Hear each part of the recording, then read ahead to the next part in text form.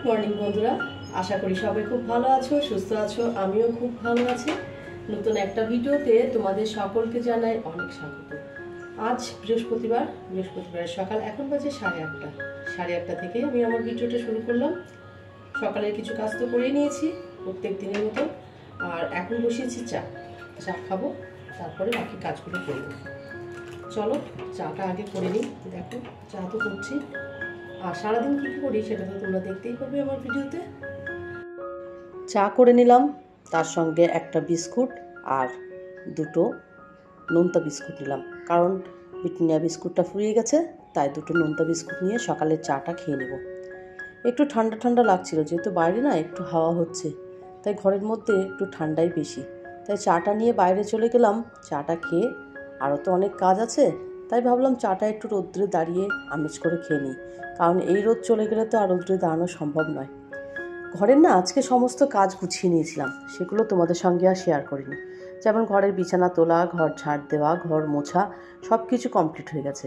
কার্পেটটা দেখো ওখানে তোলা আছে, ঘরটা একটু শুকিয়ে গেলেই কার্পেটটা পেতে দেব। আর এদিকে ডাইনিং টেবিলটা একটু অগোছালো আছে, মানে ডাইনিং টেবিলটা এখনও গোছানো হয়নি। সকালে যেহেতু ছেলেদের টিফিন তৈরি করে দিই না, তাই টেবিলটা ভর্তি হয়ে যায়। রাত্রে আমি মুছে রাখি, ঠিকঠাক করে রাখি, কিন্তু সকালবেলা ওই যে তাড়াহুড়োর মধ্যে সমস্ত টেবিলটা ছড়িয়ে ছিটিয়ে যায়। এদিকে কিছুটা বেগুন আর মটরশুঁটি দেখতে পাচ্ছ, বাজার থেকে নিয়ে আসা হচ্ছে আলু আর পেঁয়াজ। বেগুন আর মটরশুঁটিগুলো আমার একটা দিদি দিয়ে গেছে, এখানে রাখা আছে, এগুলো জায়গায় তুলতে হবে। এমন একটা সময় হয় না যে এই কাজগুলোই কিন্তু পড়ে থাকে, ঠিক মতন তোলা বা গোছানো হয় না।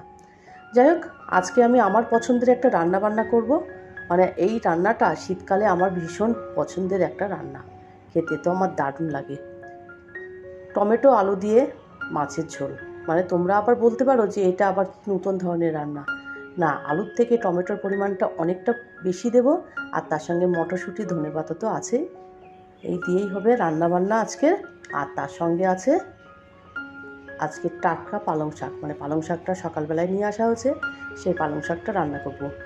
মাছ সবেমাত্র নেওয়া হচ্ছে, মাছটা ধুয়ে পরিষ্কার করা হয়নি। এদিকে সমস্ত কিছু কোটা বাছা রেডি করে নিয়েছি, মানে রান্নার জোগাড় একদম কমপ্লিট করা হয়ে গেছে। দেখতেই পাচ্ছ অনেকটা পরিমাণে টমেটো কেটে নিয়েছি, আর আলু আছে, তার সঙ্গে মটরশুঁটি আর ধনেপাতা। রান্নাটাও সেভাবে আজকে আর শেয়ার করলাম না, রান্না তো প্রায় শেষের দিকে। দেখো টমেটো, আলু, ধনেপাতা, আর শীতকাল মানেই ধনেপাতা তো বেশি পরিমাণে দিয়েই দিয়েছি। মাছের তরকারিটা তো রান্না হয়ে গেছে, এবার করব পালং শাক ভাজা। শুকনো লঙ্কা, রসুন আর অনেকটা পরিমাণে পেঁয়াজ, কাঁচা লঙ্কা দিয়ে এই পালং শাকটাকে একটু ভাজা ভাজা করে নেব। চলো, আজকে আর পুরোপুরি রান্না দেখালাম না, তবে রান্না কী কী করলাম সেগুলোই তোমাদেরকে দেখাই। ভাত তো আছেই, তার সঙ্গে আছে একটা মাছ ভাজা রেখে দিয়েছি রিজুর জন্য। ঝোলের মাছ খাবে, কিংবা ভাজা মাছও খেতে পারে। এই যে আমার প্রিয় একটা রান্না, টমেটো, আলু, মটরশুঁটি, ধনেপাতা দিয়ে মাছের ঝোল, আর আছে পালং শাক ভাজা। এখন রাত 8টা বাজে। বিকালবেলা আজকে রায়ান রিজুকে পড়িয়ে নিয়েছি, কারণ আজকে একটা জায়গায় যেতে হবে। কোথায় যাচ্ছি সেটা তোমাদেরকে যেতে যেতেই বলছি। দেখো একটা শাড়ি পরে নিয়েছি, তেমন কিছু সাজগোজ করিনি, নর্মালি একটা শাড়ি পরে তাই যাব। ওদের পাপা সকালে ঘুরে চলে এসেছে, আমার শ্বশুরমশাই চলে গেছে, আর এখন আমি আমার 2 ছেলেকে নিয়ে যাব। সন্ধ্যা থেকে রিজু রায়ানকে পড়িয়ে নিয়েছি, কারণ রায়ানের কালকে পরীক্ষা আছে, তাই পড়ানোর একটা বিশাল চাপ ছিল। পড়িয়ে নিয়ে এখন যাচ্ছি। এখন বাজে প্রায় ওই 8:30 মতো। বেরিয়ে পড়লাম, মিনিট 15 সময় লাগবে। এবার বলি কোথায় যাচ্ছি। আমরা যাচ্ছি আমার ছোটো ননদের বাড়িতে নিমন্ত্রণ আছে, সেখানেই যাচ্ছি। নিমন্ত্রণ মানে ওদের গ্রামে আজকে একটা ধর্মীয় জলসা আছে, সেই উপলক্ষে আমাদেরকে সবাই যেতে বলেছে, তাই আমরা যাচ্ছি। দেখতে দেখতে অনেকটা দূর পৌঁছে গেলাম, যেহেতু আমার বাড়ি থেকে আমার ননদের বাড়ির ডিস্টেন্সটা অনেকটাই কম। আর একটা টোটো ভাড়া করে নিয়েছি, যাব, খাওয়া দাওয়া করব, তারপরে তো রাত্রে এসে শুয়েই পড়ব। যেহেতু পড়ানোর চাপটা আর নেই, তাই এসে শুয়ে পড়ব। অনেকটাই রাত করে বাড়িতে এসেছিলাম জানো তো, তাই আর রাতের দিকে তোমাদের সঙ্গে আর ভিডিওটা শেয়ার করতে পারিনি। চলো, বাড়ির কাছাকাছি এসে গেছি। চারিদিকে লাইটিং আর তার সঙ্গে হচ্ছে মেলা, বাদামের দোকান, মনোহারির দোকান, অনেক রকম দোকান বসেছে। দেখতে দেখতে বেশ ভালোই লাগলো, কারণ রাত তো অনেকটাই হয়েছে, লোকজনের সমাগমটাও অনেকটাই। চারিদিকে দোকানপাট দেখতে ভীষণ ভালো লাগছে। আর যেহেতু টোটো ভাড়া করেই গেছিলাম, তাই বাড়ি আসার অতটা ঝামেলাও ছিল না। আর আসার সময় তো আমার শ্বশুরমশাই সঙ্গে চলেই আসবেন, তাই আর কোনো টেনশন ছিল না। দেখতে দেখতে পৌঁছে গেলাম এই যে মোহনপুর। মোহনপুর হচ্ছে আমার ছোটো ননদের শ্বশুরবাড়ি। চলে এসেছি, আসা মাত্রই তো টিফিনের আয়োজন করেছিল, যেহেতু অনেকটা রাত হয়ে গেছে। বিশেষ কিছু খেলাম না, ওই অল্প একটু খেয়ে তারপরে একেবারে ভাত খেয়ে নিলাম। ভাত খেলাম মানে অনেকটাই পরে। এই যে আমার ননদ আজকে খুবই ব্যস্ত, ওর বাড়িতে প্রচুর লোকজনের আয়োজন করেছে।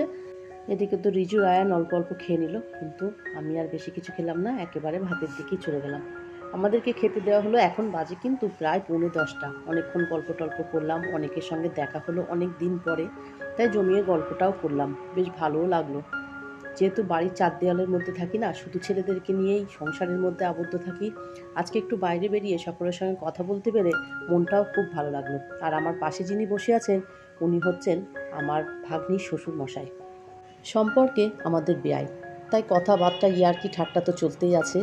বেশ মজার মানুষ, কথাও বলতে পছন্দ করেন, ভালোবাসেন, তাই অনেকক্ষণ ধরে ওনার সঙ্গে কথাবার্তা বললাম। খাওয়া দাওয়া করছি দেখে ননদ নন্দায় সবাই এসে কি খাচ্ছি না খাচ্ছি এসে দেখে গেল। আর এদিকে কথা বলতে বলতে আমার ভাগনাও চলে এলো, যেহেতু অনেক দিন পর দেখা, তাই ও এসে মামির সঙ্গে জমিয়ে গল্প শুরু করে দিল। এটা হচ্ছে আমার ছোট ভাগনা, বড় ভাগনা ভাগনা বউ এসেছিল, ওরা খাওয়া দাওয়া করে বেরিয়ে গেছে, কিন্তু একটু পরে যাবে, তাই আমার সঙ্গে গল্প করতে বসে গেল। যাই হোক, আজ আর ভিডিওটা বড় করলাম না, আজ তাহলে এই পর্যন্ত। আমার ভিডিওটা যদি তোমাদের ভালো লেগে থাকে, please like, comment, share and subscribe করো। সবাই খুব ভালো থেকো, সুস্থ থেকো। দেখা হবে অন্য কোনো নতুন ভিডিও নিয়ে। Good night.